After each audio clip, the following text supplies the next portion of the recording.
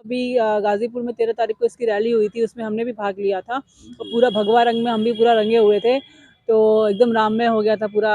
भक्ति है तो भक्ति हर धर्म के लिए होती है। और इसमें मैंने एक चीज़ बहुत खूबसूरत चीज़ देखी कि हर धर्म के लोग इसमें इन्वॉल्व थे। आप उसमें नहीं पहचान पाएंगे कि हिंदू कौन था, मुस्लिम कौन था, सिख कौन था, ईसाई कौन था। वो 2024 में ज़रूर दिखेगा, क्योंकि यहाँ पे लोग एकदम रामलीन हो गए हैं और उसका पूरा श्रेय ये लोग बीजेपी को इस चीज़ में जा रहा है। जिस तरह फोकस करनी चाहिए बिल्कुल महिलाओं की विषय शिक्षा पे करना चाहिए। जैसे बेटी बचाओ बेटी पढ़ाओ वाला जो है, में। जी। उसमें सिर्फ मुझे लगता है वो सिर्फ कहने मात्र हो गया, सिर्फ बैनर पोस्टर पे लगने मात्र हो गया, क्योंकि घर से नहीं होता कि बेटियों को पढ़ाओ। बेटियां बचेंगी तभी तो पढ़ेंगी। तो जब बेटियां सेफ नहीं है तो इस चीज़ पे बिल्कुल ध्यान देने की। सेफ्टी को लेके महिलाएं घर से बाहर नहीं निकल पाती हैं, चीज़ों में पहुंच नहीं पाती हैं, तो ये चीज़। नमस्कार दोस्तों, हम इस समय गाजीपुर जिले में हैं। जैसा कि आप देख रहे हैं, अयोध्या राम मंदिर प्राण प्रतिष्ठा में पूरा देश राममय हो चुका है और वहां पे प्रधानमंत्री नरेंद्र मोदी प्राण प्रतिष्ठा करेंगे। हमारी बीच महिला विकास मंच के अध्यक्ष हैं, इनसे भी मिलेंगे और कुछ ये सामाजिक कार्यकर्ता जो कि अनेक अनेक लोग अनेक अनेक विषयों में और जमीन से जुड़ के कार्य करती हैं। पहले तो आप अपना परिचय बताएं। नमस्कार, मेरा नाम मधु यादव, मैं महिला विकास मंच गाजीपुर की जिला अध्यक्ष हूँ। जी, जी मधु जी, इस समय प्राण प्रतिष्ठा जो कि अयोध्या का काफी दिनों से विवादित था, वो आज बन के तैयार हो गया और 22 तारीख को उसका प्राण प्रतिष्ठा होने वाला है। कैसा देख रही हैं इसको आप? अच्छा देख रहे हैं, क्योंकि लोगों में इसका उत्साह था, बहुत वर्षों से इसकी लोग इंतज़ार कर रहे थे। सौभाग्य हमारे ईयर में प्राप्त हुआ है, तो अब बहुत अच्छा लग रहा है। और जिस तरह जोश खरोश लोगों में देखने को मिल रहा है, वो देख के भी बहुत अच्छा लगा। अभी गाजीपुर में 13 तारीख को इसकी रैली हुई थी, उसमें हमने भी भाग लिया था और पूरा भगवा रंग में हम भी पूरा रंगे हुए थे, तो एकदम राममय हो गया था पूरा रामलीला मैदान। और पूरा जो ये उर्दू बाजार से लेके जो पूरा रैली निकली है, तो लोगों को, हम लोग को पता ही नहीं चला कि हम लोग कब वहाँ से वहाँ पहुँच गए, जो नारा लगाते हुए जोश खरोश में। तो वो पूरा एकदम हम लोग रंग गए थे उसमें। और भक्ति तो भाई हर धर्म के लिए होती है। और इसमें मैंने एक चीज़ बहुत खूबसूरत चीज़ देखी कि हर धर्म के लोग इसमें इन्वॉल्व थे। आप उसमें नहीं पहचान पाएंगे कि हिंदू कौन था, मुस्लिम कौन था, सिख कौन था, ईसाई कौन था। तो ये चीज़ हमको बहुत सुंदर लगी इस चीज़ की। अच्छा, तो चूंकि आप महिलाओं की आवाज को उठाती रहती हैं और आज के समय में लोग इसे राजनीति से जोड़ रहे हैं, चूंकि आगे 2024 का चुनाव है और 4 शंकराचार्य जो धर्म गुरु माने जाते हैं, उन्होंने इस प्राण प्रतिष्ठा में जाने से इनकार कर दिया। तो उसको किस प्रकार आप देखते हैं? देखिए, वो अब उनकी सोच है, उस पे हम बयान नहीं देंगे, विवादित हो जाएगा। जी। लेकिन ठीक है, वो धर्मगुरु हैं, उनका अपना नज़रिया होगा चीज़ों को देखने का। लेकिन जो ये विवादित बयान आ रहा है कि प्रधानमंत्री जी अकेले हैं, उनको पत्नी के साथ जाना चाहिए, कपल में जाना चाहिए शुभ कार्य में, तो हमें लगता है कि देखिए, वो जो भी भक्ति होती है, वो दिल से होती है। और उन्हीं की वजह से ये लोगों को सौभाग्य प्राप्त हुआ है कि राम मंदिर बन के तैयार हो रहा है। जो हमारे योगी जी हैं, इसमें पूरा तन, मन, धन से लगे हुए हैं। पूरा जो भारत देश है, विदेशों में भी इसका उत्साह आपको देखने को मिलेगा।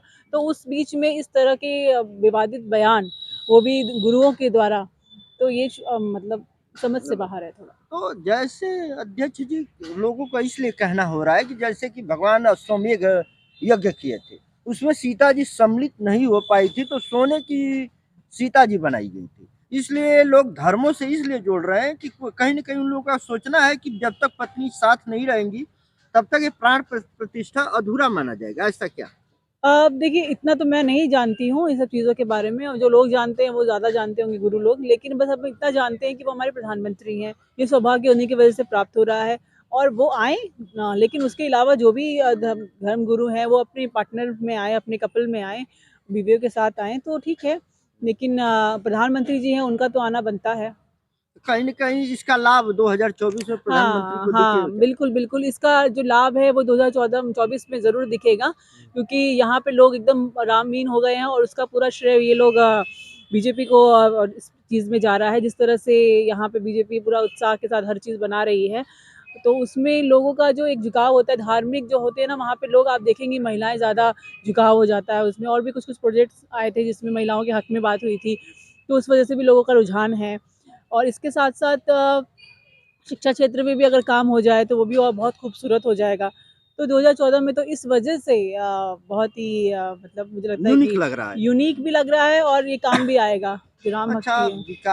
आप बताएं, कुछ ऐसा बात बताएं जो प्रधानमंत्री जी अभी नहीं कर पाए हैं, जो महिलाओं की बात आप जो रख रही हैं, कुछ ऐसा कार्य भी है जो महिला प्रधानमंत्री को फोकस करनी चाहिए बिल्कुल, के महिलाओं विषय की में? शिक्षा पे करना चाहिए, जैसे बेटी बचाओ बेटी पढ़ाओ वाला जो है, जी, उसमें सिर्फ़ मुझे लगता है वो सिर्फ़ कहने मात्र हो गया, सिर्फ़ बैनर पोस्टर पे लगने मात्र हो गया, क्योंकि जब हम लोग क्षेत्र में निकलते हैं, हमारा जो महिला विकास मंच है, ये 9 राज्यों में है। तो यहाँ पे दिल्ली में हो गया और जम्मू कश्मीर, हरियाणा, तो यहाँ पे क्या है, केसेज़ बहुत ज़्यादा आते हैं। जो प्रधानमंत्री हैं तो उनको ध्यान देना चाहिए, हरियाणा की तरफ भी ध्यान देना, दिल्ली में बहुत सारे क्राइम्स हो रहे हैं, यूपी में भी बहुत क्राइम्स हो रहे हैं, लड़कियाँ सुरक्षित नहीं हैं। तो इस तरह की जो चीज़ें हैं, ये इस पे ध्यान देना चाहिए, सिर्फ़ बोलने भर से नहीं होता कि बेटियों को पढ़ाओ, बेटियाँ बचेंगी तभी तो पढ़ेंगी।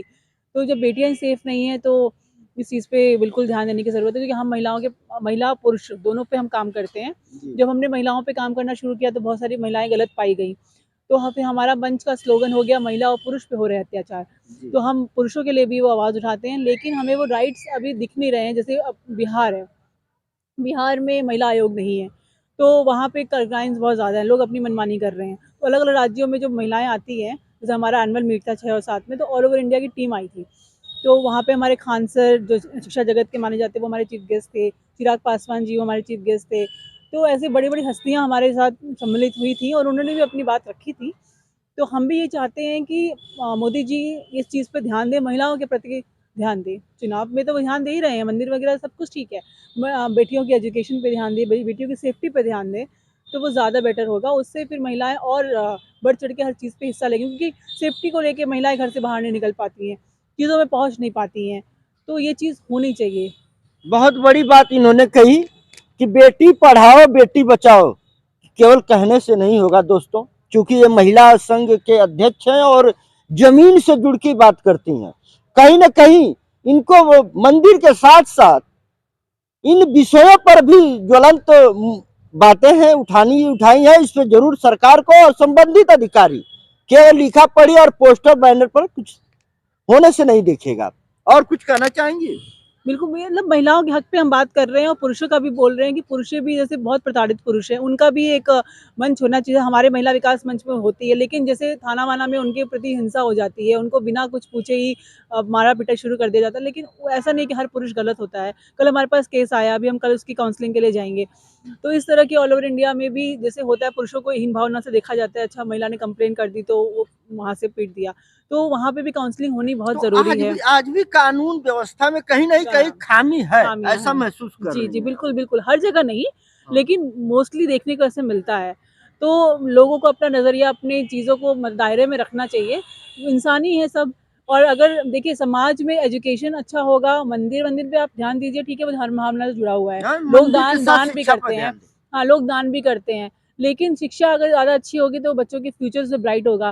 तो जैसे आप कहते हैं ना कि अगर आप एक पुरुष को एजुकेट करते हैं, तो आप एक ही उस पे रहते हैं, लेकिन आप एक महिला को करते हैं तो पूरा जनरेशन उससे एजुकेट होता है। जी, तो वो चीज़ महिला तब पढ़े सेफ रहेगी तभी तो पढ़ेगी ना। जी। महिला सेफ रहेगी तभी तो पढ़ेगी। आपको बता रहे हैं दोस्तों कि किस प्रकार बीएचयू आईआईटी की घटना हुई है बनारस में। दिल झकझोर दिया है सभी को। उस पे आज भी वो लोग पकड़े नहीं गए।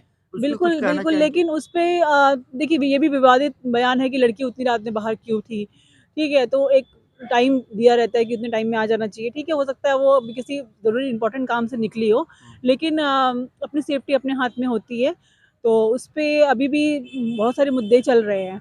लेकिन अगर कोई बच्चा बाहर भी है, किसी काम से भी बाहर है, तो उसपे इस तरह की तीखा-टिप्पणी होना और इस तरह से बर्बरता करना, वो भी आई थिंक हॉस्टल में जाके सुनने में आ रहा था कि हुआ है। तो बीएचयू पे इस के जो भी इंचार्ज है, जो भी हेड हैं, उनको इस चीज़ पे संज्ञान लेना चाहिए, क्योंकि आई थिंक बीएचयू का पहला मामला नहीं है, इसके पहले भी बीएचयू में ऐसे मामले सुनने में आए हैं। तो बीएचयू कैंपस में इस चीज़ की स्ट्रिक्टली जाँच होनी चाहिए और बीएचयू मतलब वहाँ के रूल रेगुलेशन करने चाहिए, क्योंकि हम बहुत बार गए हैं वहाँ पे, तो देखते हैं रात में लोग रोड पे घूमते हुए नज़र आते हैं। तो वहाँ पे भी कुछ नियम कानून टाइट करने चाहिए कि कोई भी बाहर का अंदर ना आ पाए और अंदर के बच्चे भी अगर रहें तो वो सेफ रहें। सेफ। क्योंकि हाँ, तो ये अगर सेफ्टी रहेगी तभी लोग सेफ हो पाएँगे, सेफ्टी नहीं होगी तो ओपन फॉर ऑल हो जाएगा शाम की रात के टाइम, तो फिर वो तो घुड़ाए खटनी ही है। सबसे बड़ी बात कहीं न कहीं हमें भी कानून व्यवस्था को चलाने में सहयोग करना चाहिए। आप बताइए, अयोध्या पर हम विषयांतर नहीं होना चाहेंगे, अयोध्या पे बात हम लोग कर रहे थे।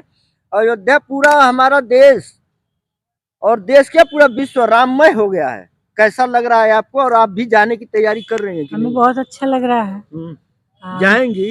बिल्कुल जाएँगे, मौका मिलेगा तो ज़रूर जाएँगे देखने तो।